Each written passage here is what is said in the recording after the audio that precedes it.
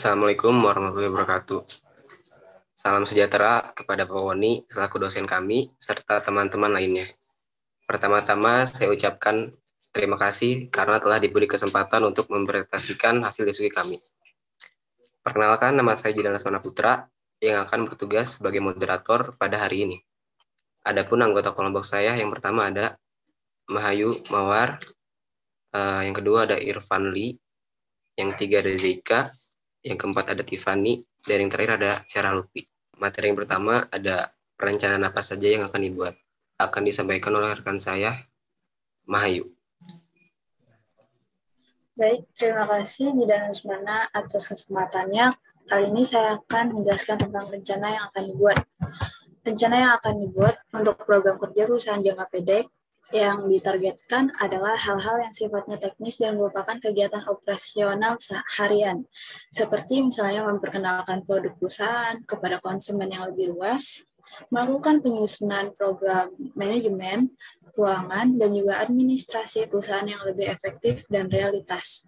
Perencanaan penyusunan tersebut harus disesuaikan dengan laju perkembangan dunia usaha saat ini. Yang kedua adalah dengan membangun kerjasama mitra usaha secara profesional dengan badan-badan, instansi, dan juga lembaga yang berkaitan dengan perusahaan. Kerjasama dilakukan untuk mewujudkan visi perusahaan dalam kegiatan pembangunan nasional.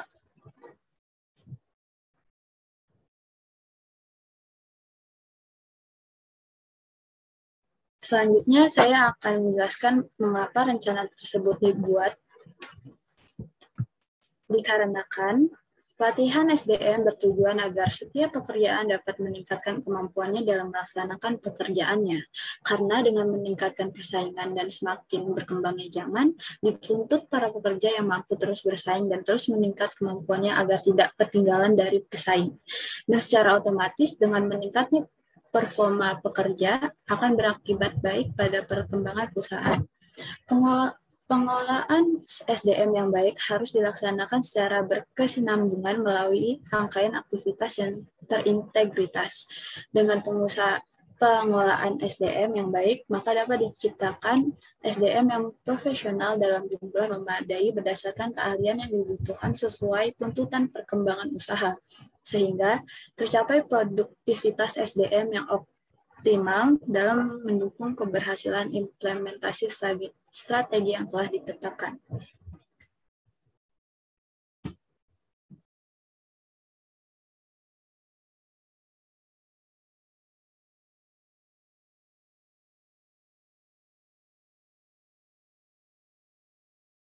Selanjutnya yaitu siapa saja yang terlibat dalam perencanaan.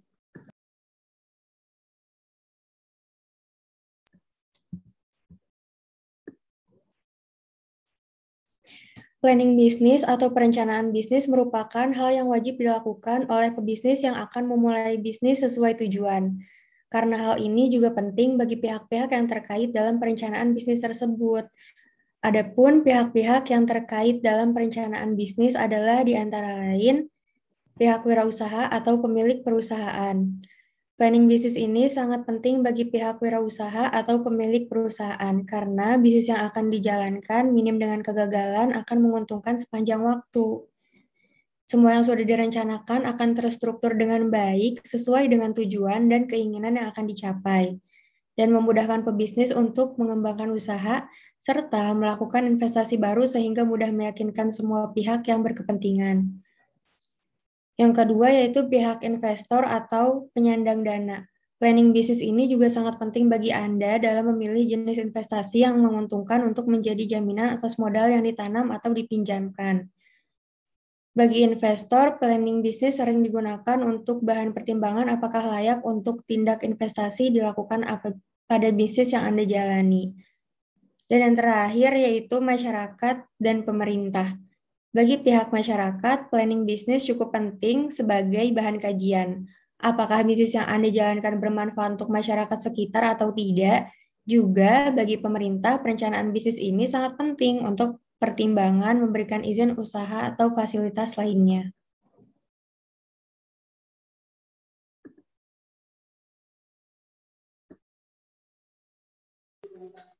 Yang keempat ada kapan rencana tersebut dapat dilakukan?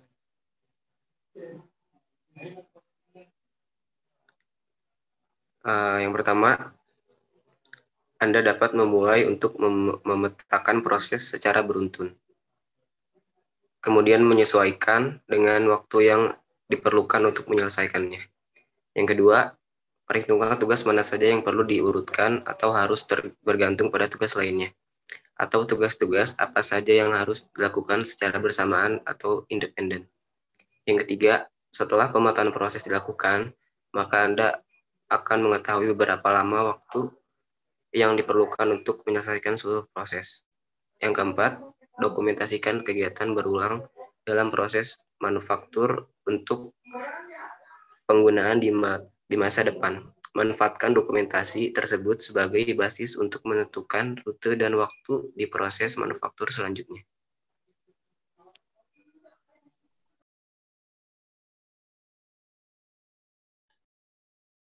Tempat pelaksanaan kegiatan perencanaan.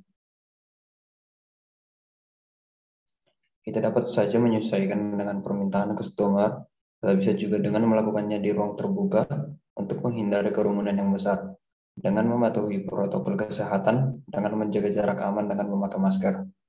Dan jika seseorang melakukan pelanggaran pada saat training, dapat langsung didiskualifikasi, agar tidak terjadi dengan hal-hal yang tidak kita inginkan. Kita dapat melakukannya di masa sekarang ini karena kita sudah diwajibkan untuk melakukan vaksin dan tes swab ataupun dengan tes PCR untuk menghadiri sesuatu agar layak untuk mengikuti pelatihan-pelatihan yang ingin kita lakukan bersama.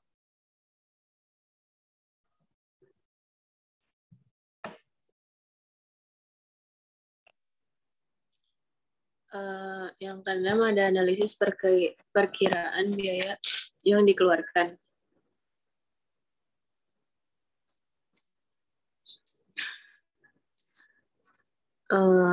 Ada anggaran biaya. Yang pertama itu sponsor tunggal.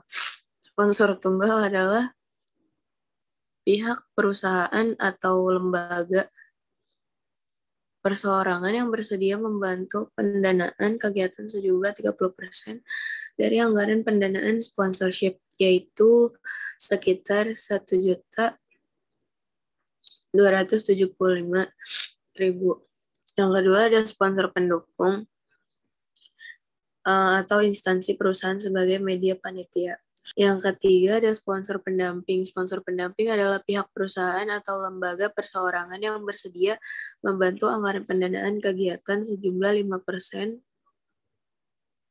dari anggaran pendanaan sponsorship, yaitu sebesar 212.500.000. Berikut ada anggaran untuk membuat webinar, yaitu pertama ada platform Zoom webinar, harga satuannya itu sekitar 300.000 dan totalnya 300.000 untuk satu platform. Terus yang kedua ada biaya paket data hari H, harga satuannya itu sekitar 100.000 untuk jumlah totalnya 1 dan totalnya 100.000. Terus yang ketiga ada biaya pemateri, harga satuannya itu 500.000, jumlah yang dibutuhkan itu 6, jadi totalnya ada 3 juta.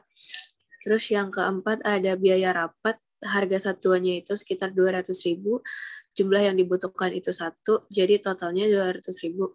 Yang keenam ada biaya panitia, harga satuannya itu 50.000 dan jumlah yang dibutuhkan itu 13, jadi totalnya 650.000. Jadi total keseluruhan yang dibutuhkan untuk membuat webinar sekitar 4.250.000. Terima kasih. Hambatan apa saja yang mungkin terjadi? Hambatan dalam melakukan perencanaan. Yang pertama, ketidakmampuan dalam membuat rencana. Yang kedua, kurangnya komitmen, lemahnya informasi, terlalu berfokus pada masa kini, terlalu mengandalkan diri pada unit atau bagian, memusatkan perhatian pada faktor-faktor yang dapat dikuasainya. Hambatan dalam mewujudkan perencanaan yang pertama, kualitas gagasan pengembangan produk masih kurang baik. Yang kedua, mahalnya biaya proses pengembangan produk. Yang ketiga, kegagalan produk masuk ke dalam pasar. Yang keempat, pasar yang terbagi-bagi karena persaingan yang ketat, serta banyaknya produk substitusi. Yang kelima, kemampuan perusahaan lain untuk meniru produk yang sukses. Yang keenam, keterbatasan modal. Yang ketujuh, terdapat batasan yang dikeluarkan oleh pemerintah. Misalnya, suatu produk harus memenuhi kriteria seperti keamanan konsumen dan keseimbangan lingkungan.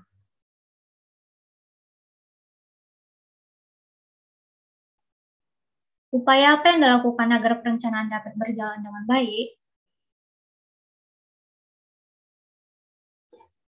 Yang pertama, riset yang mendalam. Kedua, mencari hal yang terlarang bagi perusahaan.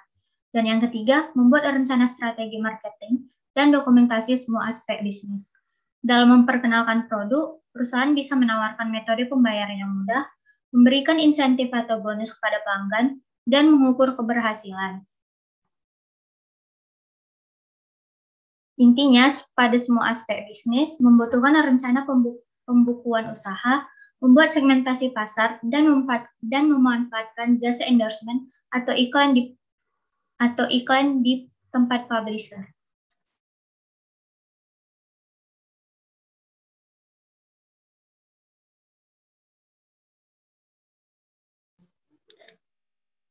Demikian presentasi kelompok kami. Terima kasih atas perhatiannya dan mohon maaf atas kekurangannya. Wassalamualaikum warahmatullahi wabarakatuh.